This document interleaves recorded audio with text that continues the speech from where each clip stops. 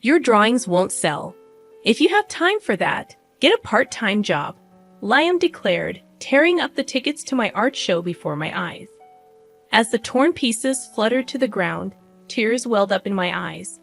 The dream I had nurtured since childhood, finally realized in my own art exhibition, was consistently belittled by both Liam and my in-laws whenever I picked up a pencil. Despite the constant criticism, I persisted. I juggled household chores and the care of our daughter Lucy, never neglecting my responsibilities. I refrained from criticizing Liam's hobbies, but this blatant disrespect was too much to bear. I decided I wouldn't forgive Liam. It was time to live life on my terms, without allowing anyone to dictate or complain. Picking up the torn tickets, I locked eyes with Liam. I'm Emma, 35 years old, married to Liam since I was 22. Lucy, our only daughter, just started elementary school. As a mother, seeing her adapt to school life brings me some peace of mind. After seeing Liam and Lucy off and completing household chores, I settle at my desk. Working as a freelance illustrator, my clients range from individuals to corporations. Despite steady commissions, my family has never acknowledged the value of my work. We reside in a second-hand house with my in-laws, who contribute nothing to household chores and only complain about my cooking and drawing, labeling me as useless. Their belief that drawings can't make money persists, despite my explanations. They suggest I give them money from the Social Security checks they receive, claiming it's proof of their past hard work. I proposed living separately, but Liam always defends his parents, making me the villain. Lucy adores her grandmother, who spends her money on toys for her. Lucy compares me unfavorably, believing her grandma would never say no. When I intervene, Lucy accuses me of being mean, causing public scenes. One night, after Liam scolded me for making Lucy cry, he decided that he and his mother would take care of her. This commitment lasted only 3 days before I was once again tasked with Lucy's care. Despite the challenges, my art thrived. Receiving an email invitation for a solo exhibition, I embraced the recognition from clients who appreciated my work. Working tirelessly into the night, I created new pieces for the upcoming exhibition. Despite my family's indifference, the thought of showcasing my art to a wider audience fueled my determination. Facing a dilemma about inviting Liam to the exhibition, I approached him during a baseball game he was engrossed in. His response dashed my hopes as he revealed plans to hang out with friends on the day of my exhibition. "Oh, can't you spare a little time?" I pleaded. "My artwork's been recognized, and I have a solo exhibition coming up. I was hoping you'd come see it." Liam remained fixated on the TV, silent. Desperation edged my voice as I repeated, "It's my first solo show. Some of my regulars even helped plan it. And I've got some new pieces on display." "What the hell are you talking about?" Liam finally looked at me, disdain in his eyes. "Don't drag me into your little hobby. It's not a hobby. Some of the displayed artwork might even sell. Who the hell's gonna buy your drawings? If you've got time for that, why don't you just get a part-time job?" Liam shouted, snatching the ticket from my hand. He tore it up, and the torn pieces scattered at our feet. Staring at the fragments in shock, tears welled up. Picking up the pieces, it became clear Liam would never understand my profession. I never belittled his hobbies, yet he never allowed me the same freedom. "I've had enough," I glared at him. "I can't take it anymore," I declared, venting my feelings. The words solidified my resolve. I'm gonna break up with Liam. To be honest, the thought of divorce had always been on my mind. I've already got a contact number for a lawyer who assists in the divorce process. But every time I considered it, Lucy crossed my mind. Our child needs both parents. Moreover, if I left, Lucy would have to transfer schools. That's what I'd endured all this time. But that ends today. Ignoring Liam's calls, I returned to my room. Packing my things, I confirmed the lawyer's business card was there. Heading to Lucy's room, I found her doing her homework at her desk. "Mom, I'm sorry," Lucy said. Looking at her face, guilt washed over me. I hugged her, and Lucy looked puzzled. Lucy, I've decided to leave this house. What? The innocence vanished from Lucy's face. Although guilty, I continued. What do you want to do, Lucy? Stay here with Dad or come with me? Expecting her to choose her grandma, Lucy surprised me. I want to be with you, Mom. Lucy, I love the paintings you make, I said, and Lucy laughed. She smiled shyly and pointed at her desk.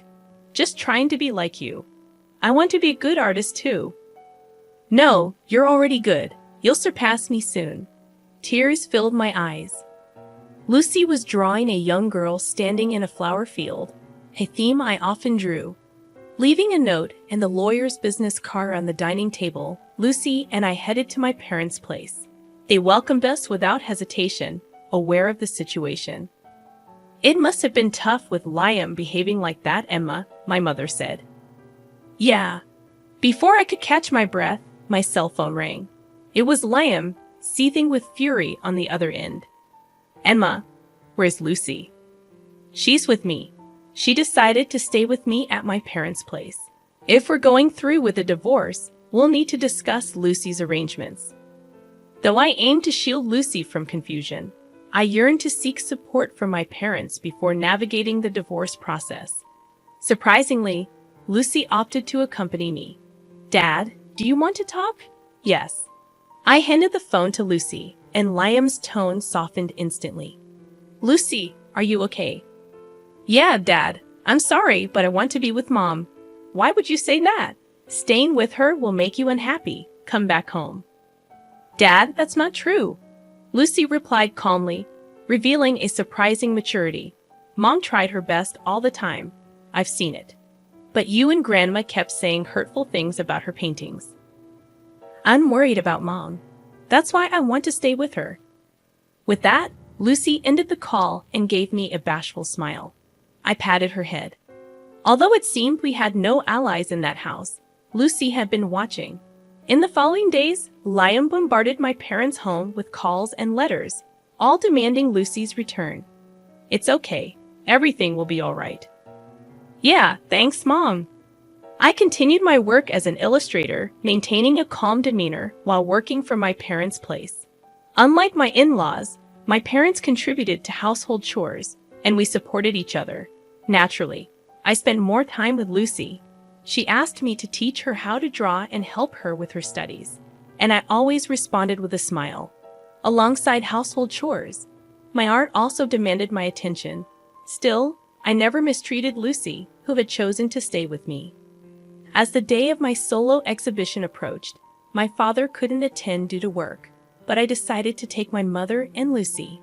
Then, one day, a knock echoed at my parents' front door. Lucy eagerly ran to answer it, but halted abruptly, returning to me in a frightened voice, Mom, Dad's here. I had anticipated Liam might show up in person eventually. I took a deep breath. I had no intention of letting him in or even opening the door. I planned to send him away immediately. What do you want? I tried to sound as cold as possible. To my surprise, Liam's reply was, Emma, please come back. I was wrong. What are you trying to do? I asked. His sincerity seemed genuine. In a weak voice, Liam continued, My parents aren't doing anything.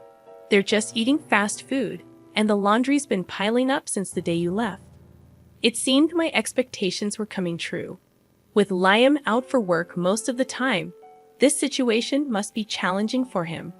Wearing wrinkled clothes repeatedly and unable to maintain a tidy appearance, finding new jobs was likely difficult. The house was descending into chaos. Please help me out. I wasn't doing anything in that house either, right? I let out a sigh. Your mother said I was a wife who didn't even do housework. You agreed so too. I was wrong. My mom claimed she was doing all the housework, and I believed her. I was fooled. He spoke as if he were a victim, despite joining my mother-in-law in bad-mouthing me. Don't you have any intention to do housework yourself?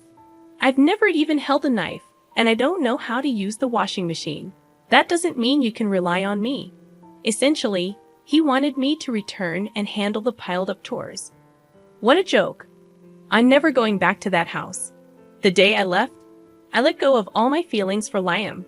There's no way I'm going to feel sorry for him now. I'm not your maid. Isn't it a wife's duty to do housework? Liam's tone became harsh. Beyond exasperation, I calmly responded, I don't want to be your wife anymore. Every morning, I rose early to prepare your lunch, yet never received a word of gratitude from you. There were days when the disappointment cut deeper upon seeing the untouched lunch. I diligently hung the laundry and ironed them to perfection, striving for a wrinkle-free result. Do you understand? I've been carrying out these chores 365 days a year, without a single thank you. So what's your point? Isn't that what wives are supposed to do? If there had been gratitude, we could have been a normal couple. I feel more strongly now that we'll never truly understand each other. Liam didn't get it, and he didn't want to. He was just temporarily down on his luck. Deep down, he hasn't changed. I'm going to live on my own strength. You should try hard on your own too. Hey, Emma. Liam continued, but I ignored him and returned to the living room. Despite Liam banging on the door, he eventually seemed to give up and left. My exhibition turned out to be reasonably successful. Walking around the venue hand in hand with Lucy, my mother beside us, she pointed to a visitor and remarked, Isn't that Liam? Ha! I was taken aback. Facing Liam directly would be awkward, and it might bother Lucy. With these thoughts, I observed the visitor's face. He wore his hat low, but it was unmistakably Liam. Mom, watch Lucy for me. All right. I left Lucy with my mother and approached Liam, speaking quietly to avoid disturbing others. What are you doing here? Have you really made painting your job? His tone lacked spirit, and his clothes appeared wrinkled and unkempt. Liam's eyes briefly met mine. But you're not selling any, right? Look over there. I pointed to a certain corner of the venue. The painting on the wall is a new piece. Below it, it shows sold. That painting's already been snagged by a private collector, and it has a price tag. Want to know how much? No, I'm good. Liam took a step back, looking startled. The sight of my artwork being sold seemed to shock him. Excuse me, do you have a moment? A local newspaper reporter approached, expressing their intent to feature the exhibition in an upcoming article, along with an interview. For freelancers, networking is crucial, and this was a welcome opportunity.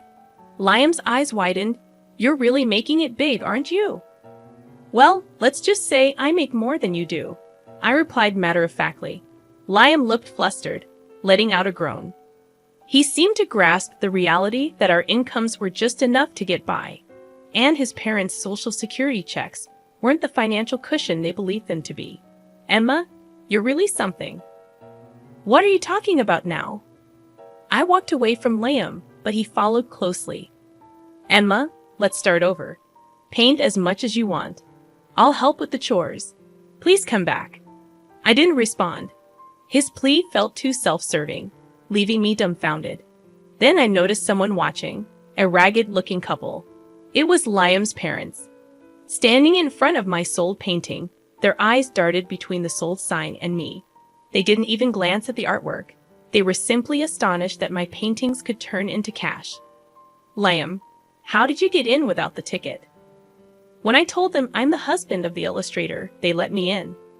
You mean ex-husband? I corrected, irritation evident. By tearing up the ticket, Liam had severed any benefits from my artwork. Now he had no choice but to rely on his income and the meager social security his parents boasted about. Excuse me, this artwork is wonderful. Thank you. Another customer complimented, leading to another painting being sold. Liam and his parents stood there, visibly stunned. From the next day, relentless calls from Liam flooded in. Dad, what the heck happened? I wonder what should we do? His attempts to reconcile were unprecedented. After some thought, I reported Liam to the police as a stalker. Despite receiving a warning, Liam persisted with his calls and stalking, resulting in police custody. Me? A stalker? You gotta be kidding! I'm her husband. That was his futile argument, considering we were already divorced. His parents, embarrassed and feeling the judgmental gaze of their neighbors, distanced themselves from Liam as if fleeing. Regardless of where they went, rumors followed. My family never approved of my job. That must have been tough, I shared during an interview. I'd opened up about the agony of not receiving recognition for my work from Liam and his parents. The headline in the local paper read, "Rising Star Creator, a Tragic Heroine." Despite adversity, she continued drawing. Looking at the article, it felt as though it was about someone else. Being labeled a tragic heroine wasn't as glamorous as it sounded. It was indeed challenging. However, things had changed for the better. I now had my daughter, my parents, and fans who appreciated my work. Liam, the very thing you rejected had this much power. Thanks to the feature in the local paper, my reputation as an author improved. I started receiving more work and could support my daughter on my income alone. Staying at my parents' house felt uncomfortable, so I rented an apartment near my daughter's school. My parents seemed disappointed, offering, "You can always stay with us. You've been through a lot in that house." "Thanks, but it's my life," I said, reminding myself not to rely on others, a lesson taught by Liam and his parents. I'm going to take that lesson to heart. One day, my daughter brought a friend home from school.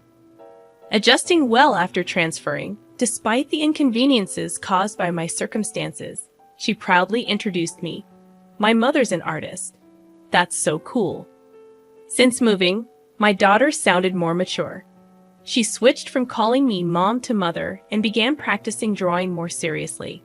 Previously, she doodled random drawings, but now she showed interest in the tools I used for work and spent more time watching me.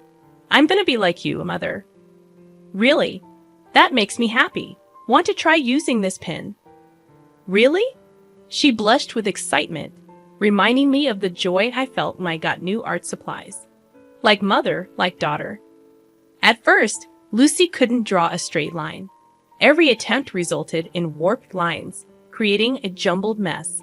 However, after many tries, Lucy's drawings started to resemble actual pictures, and her use of paints and colored pencils showed promise. Apparently, she was one of the best artists in her class. "Look at this," the teacher complimented her drawing. "Really? Let me see." I was truly amazed. Witnessing my daughter's growth made me incredibly proud. I had only taught Lucy the basics, breaking down the human body into sections for easier drawing and explaining the relationship between light and shadow.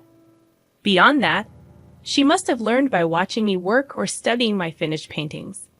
Lucy might be even more talented than me, and I honestly believed it. Lucy gave a shy smile, expressing her determination. I'm gonna keep on drawing for Lucy, for my fans, and most importantly, for myself, who never gave up on art no matter the circumstances.